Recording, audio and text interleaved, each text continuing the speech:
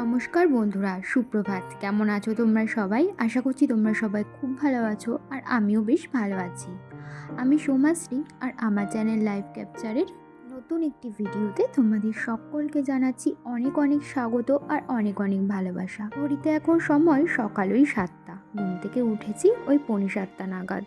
ঘুম থেকে ওঠার পর হাজবেন্ড না কাজেও বেরিয়ে গেছে। ও আজকে একটু সকাল সকালই বেরিয়েছে। তো যেহেতু ও কাজে বেরাবে তো সেই কারণে না বাসি ঘর দুয়ার সমস্তটা আমি ঝাড় দিয়ে দিয়েছিলাম। তারপরে ও কাজে বেরিয়ে যাবার পর এখন ঘরদোয়ারগুলো মুছে নিচ্ছি। আর ছেলে এখনও ঘুমাচ্ছে। ও না সাধারণত এত সকালে ঘুম থেকে ওঠে না। ওর ঘুম থেকে উঠতে উঠতে 8টা সাড়ে 8টা বেজেই যায়। একদিকে ভালোই হয়, আমার সকালে বাসি কাজবাজ সারার পরই ও বেশিরভাগ দিন ঘুম থেকে ওঠে। আর বাসি কাজবাজ সারার পরেই যদি ও ঘুম থেকে ওঠে না, তাহলে আমার অনেকটাই সুবিধা হয়।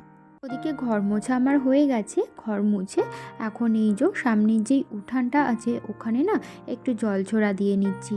ঝাড় তো আগেই দিয়েছি, তোমাদেরকে তো আগেই বললাম। আর গেটের সামনে না দুটো ফুল গাছ লাগানো আছে। ওই একটা নীলকণ্ঠ ফুল গাছ মানে অপরাজিতা ফুল গাছ, আর একটা রয়েছে ওই ফুলটার নাম না আমি ঠিক জানি না। তো সেই ফুল গাছ দুটোর গোড়াতেই একটু জল দিয়ে দিলাম। তারপরে চলে আসলাম এই গলিতে। এই গলিতেও কিন্তু দুটো ফুল গাছ লাগানো আছে, 2-3টে, আর লাগানো আছে একটা তুলসী গাছ। এই যে জবা ফুল গাছটা, আর এই দেখো জবা ফুল গাছটায় না একটা পরি বেরিয়েছে। এই প্রথম জবা ফুল গাছে ফুল ফুটবে। আর এদিকে রয়েছে আকন্দ গাছ। আকন্দ গাছটা না বেশ লম্বা হয়েছে।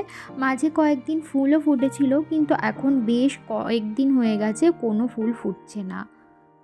না আবার কবে ফুল ফুটবে। আর এদিকে দেখো আকাশটা কিন্তু বেশ পরিষ্কার। আজকে কিন্তু সকাল দিয়ে কোনো কুয়াশায় বেরায়নি। পরপর 2 দিন তো খুব কুয়াশা হয়েছিল সকালবেলা, কিন্তু আজকে দেখো একদমই কুয়াশা পড়েনি।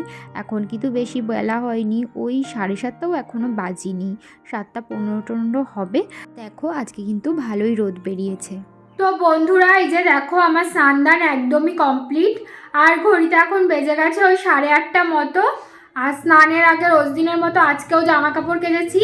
আজকে আর অনেকটাই বেশি জামা কাপড় কাচতে হয়েছে। তো যাই হোক, নিচে কিছু মেলে দিয়ে এসেছি, এখন উপরে বারান্দায় কিছু মেলবো। তো চলো তোমরা ভিডিওটা দেখতে থাকো। বারান্দায় জামা কাপড় মেলবো, তো তার আগে ভাবলাম যে ঠাকুরটা তো জাগানো হয়নি, ঠাকুরটা জাগিয়ে নিই, তারপরে বারান্দায় জামা কাপড়টা মেলতে যাব। আর লক্ষ্মী ঠাকুরের গায়ের চাদরটা খুললাম না, তার কারণ এখন তো সকালবেলা বেশ ভালোই ঠান্ডা লাগছে। তো সেই কারণে আর কি এখন খুললাম না। পুজো দেওয়ার পর একটু বেলা হলে তারপরে খুলে দেব। তো তারপরে এই যে চলে আসলাম বারান্দায় জামা কাপড় নাড়তে। বারান্দায় বেশি জামা কাপড় আমার নাড়া হয় না, তার কারণ নিচেই নেড়ে দিই।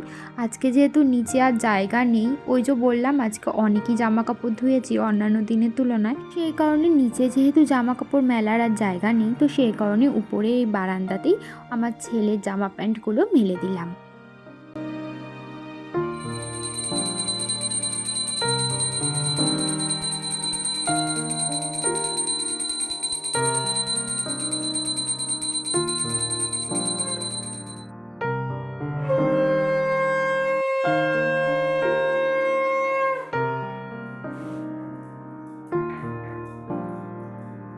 আমার পুজো দেওয়া তো হয়ে গেছে। আর এদিকে দেখো আমার শাশুড়ি মা কিন্তু রান্নাও বসিয়ে দিয়েছে।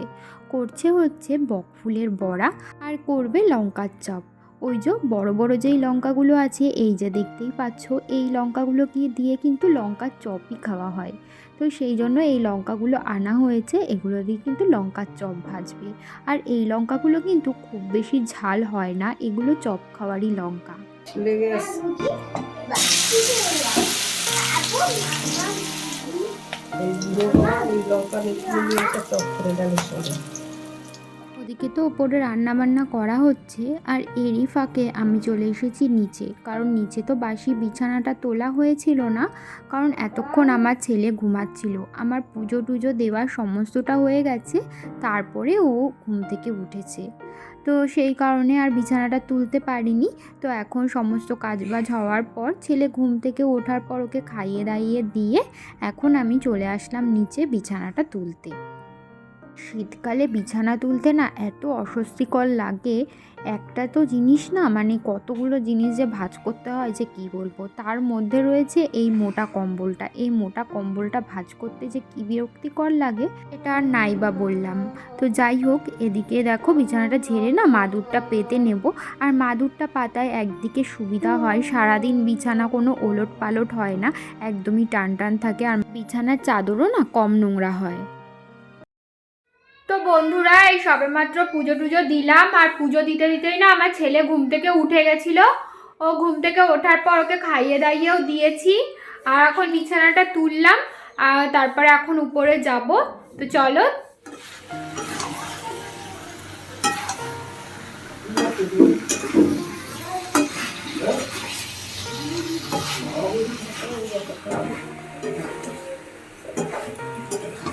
এই যে আরো কম করে যাবো।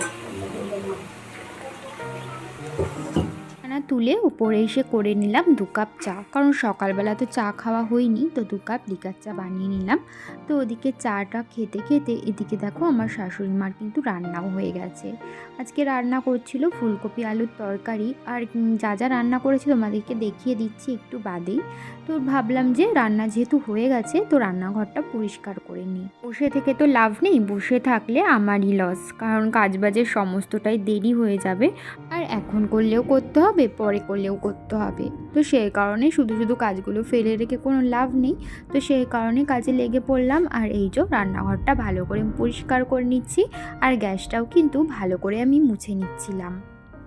ওদিকে কিন্তু গ্যাসে ভাত বসানো আছে, রান্না বান্নার পর সব শেষে ভাতটা বসানো হয়। কারণ কি বলতো, না হলে যখন খাওয়া হয় না না ভাতটা আগে বসালে একদমই ঠান্ডা হয়ে যায়, আর শীতকালে ঠান্ডা জিনিস খেতে একদমই ভালো লাগে না। তরকারিটা ঠান্ডা হলে আর ভাতটা যদি গরম হয় তাহলে কিন্তু খেয়েও নেওয়া যায়, কিন্তু দুটো জিনিসই ঠান্ডা হলে কিন্তু একদমই ভালো লাগে না খেতে। সেই কারণে তরকারি রান্নার পর সব শেষে দেখো ভাতটা বসানো হয়ে গেছে। ওদিকে তো ভাত হচ্ছে, আর এদিকে কিন্তু আমি রান্নাঘর সমস্ত কিছু ভালো করে মুছে নিচ্ছি আর পরিষ্কারও করে নিচ্ছি।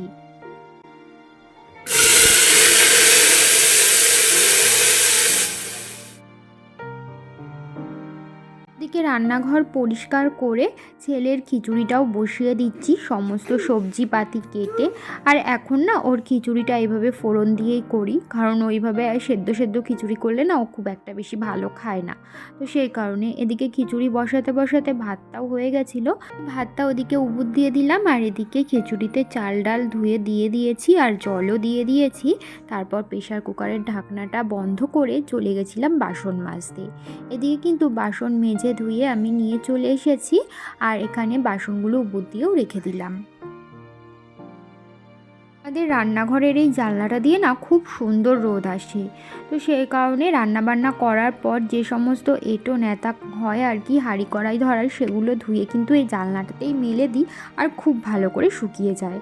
এদিকে চলো দেখিয়ে দিই আজকে কী কী রান্না হয়েছে। হয়েছে ভাত, আর রয়েছে লঙ্কার চপ আর বকফুলের বড়া, আর এখানে রয়েছে আলু দিয়ে ফুলকপি দিয়ে একটা তরকারি। বন্ধুরা, ঘড়িতে এখন বেজে গেছে ওই 2টো মতো, আর সকালে যে জামা কাপড়গুলো ধুয়ে দিয়েছিলাম বাইরে, সেগুলো না সবগুলোই শুকিয়ে গেছে। আর বাইরে আজকে প্রচণ্ড ভালোই রোদ উঠেছে, তো সেই কারণে সমস্ত জামা কাপড় শুকিয়ে গেছে, সেগুলো এখন তুলে নিয়ে আসলাম, আর ছেলেকেও ঘুম পাড়িয়ে দিয়েছি।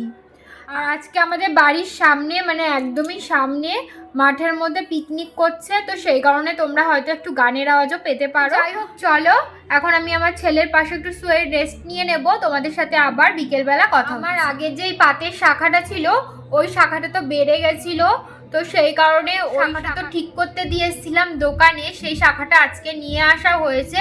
তো চলো তোমাদেরকে দেখাই আমার নতুন শাখার ডিজাইনটা। এমনি পাতের মধ্যেই শুধু একটু প্লেনই ডিজাইন, কোনো ডিজাইন। কানেরটা দেখতে পাচ্ছ সেফটিপিন কানের, এই কানেরটাও না ভেঙে গেছিলো, তো এই কানেরটাও ঠিক করে এনেছি। তো কালকে পরেছি কানেরটা, আর শাখাটা আজকে নিয়ে আসা হয়েছে, আজকেই হাতে পরেছি। চলো তোমাদেরকে দেখাই। হলুদ হলুদ লাগছে, এখান দিয়ে লাইটের আলো আসছে, তো মানে সূর্যের আলো আসছে, তো সেই কারণে এই যে দেখো একদমই মানে পাতের উপরেই রয়েছে, মানে পাতটাই অন্য শাখার উপরে বসানো হয়েছে, কোনো ডিজাইন করিনি। আর এরকম পাতের শাখায় বেশি ভালো লাগে। তো এই দেখো শুধু এখান থেকে একটুখানি ঢেউ খেলানো, আর সম্পূর্ণ শাখাটা কিন্তু এরকম প্লেনই আছে, মাঝখানে মাঝখানে একটু ঢেউ খেলানো, ব্যাস। এই তো সিম্পল ডিজাইন, আর এই ভাইরাল পলাটা তো তোমাদের আগেই দেখিয়েছি, এটাও নতুন নিয়েছি। তো এই তো দেখো,